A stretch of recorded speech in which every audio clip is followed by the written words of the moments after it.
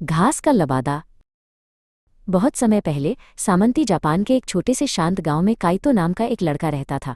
वो अपनी बुद्धिमानी के लिए जाना जाता था, लेकिन उससे भी कहीं अधिक वो अपनी शरारतों के लिए मशहूर था। वो हमेशा गांव की गलियों में दौड़ता रहता था और नए नए खेल ढूंढता रहता था। काइतो की माँ अयामे बहुत ही दयालु और समझदार महिला थीं।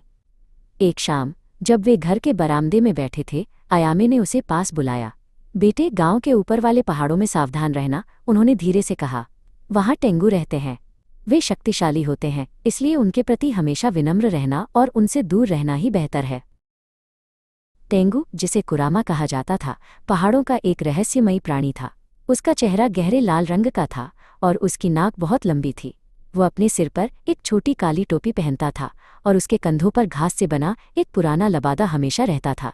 कहा जाता था कि वो लबादा मामूली नहीं बल्कि जादुई था। एक दिन पहाड़ों की सैर करते समय काइतो का सामना कुरामा से हो गया। डरने के बजाय काइतो के दिमाग में एक शरारत सूझी। उसने अपने पास मौजूद एक खोखले बांस के टुकड़े को उठाया और उसे अपनी आंख पर लगा लिया। वो आकाश की ओर देखते हुए ऐसे अभिनय करने लगा जैसे वो कुछ अद्भुत देख रहा हो। तुम उस लकड़ी के टुकड़े से क्या देख रहे हो? कुरामा ने अपनी लंबी नाक सिकोड़ते हुए पूछा। काइतो ने उत्साह से जवाब दिया, ओ टेंगू जी, इस जादुई बांस से मैं 7 समुद्रों के पार और देवताओं के महलों को देख सकता हूँ। ये दुनिया का सबसे कीमती नज़ारा है। कुरामा का लाल चेहरा उत्सुकता से चमक उठा।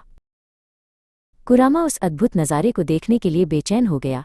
उसने प्रस्ताव दिया, अगर तुम मुझे इस बांस से देखने दोगे तो मैं तुम्हें बदले में अपना ये घास का लबादा दे दूंगा। काइतो ने तुरंत अपनी सहमति दे दी।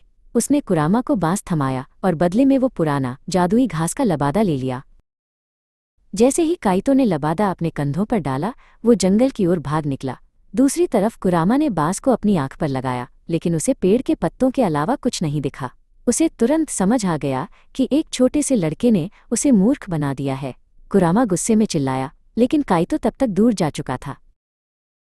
भागते भागते काइतो को एक अद्भुत बात का पता चला। जैसे ही उसने वो लबादा पहना, वो पूरी तरह से अदृश्य हो गया। वो एक तालाब के पास खड़ा था और पानी में उसकी कोई परछाई नहीं दिख रही थी। वो अपनी आंखों पर विश्वास नहीं कर पा रहा था। अब वो गांव में कोई भी शरारत कर सकता था और कोई उसे पकड़ नहीं पाएगा। अदृश्य होकर काइतो गांव लौट आया। उसने गांव के एक किसान केंजो की टोकरी से फल चुरा लिए और लोगों के जूतों की डोरी आपस में बांध दी। ग्रामीणों को समझ नहीं आ रहा था कि क्या हो रहा है। वे डर गए और फुसफुसाने लगे, हमारे गांव में जरूर किसी भूत का साया है। अगली सुबह जब काइतो सो रहा था, उसकी माँ अयामे ने फर्श पर वो गंदा घास का लबादा पड़ा देखा। उन्होंने सोचा कि ये कूड़ा है और उसे चूल्हे की आग में डाल दिया। जब काइतो जागा तो उसने देखा कि उसका कीमती लबादा जलकर राख हो चुका है। दुखी होकर उसने उस जादुई राख को अपने पूरे शरीर पर मल लिया और देखा कि वो फिर से अदृश्य हो गया है। काइतो फिर से शरारत करने के लिए गांव की एक सराय में गया। सराय में कड़ाही से उठती भाप और तीखी शराब की महक इतनी तेज थी कि काइतो की आंखों में पानी आ गया। उसने अपनी आंखें रगड़ी, जिससे उसके चेहरे की राख धुल गईं। अचानक उसका चेहरा सबके सामने प्रकट हो गया। केंजो और अन्य ग्रामीण चिल्लाए, ये रहा वो शरारती लड़का। ग्रामीण काइतो के पीछे भागे।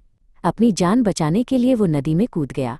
पानी में गिरते ही उसके शरीर की सारी राख धुल गई और वो पूरी तरह से सबके सामने आ गया। काइतो भीगते हुए बाहर निकला और माफी मांगने लगा। उसकी हालत देखकर ग्रामीणों का गुस्सा शांत हो गया और उन्होंने उसे माफ कर दिया। काइतो को बहुत शर्मिंदगी महसूस हुई और उसने कसम खाई कि वो कभी किसी को धोखा नहीं देगा।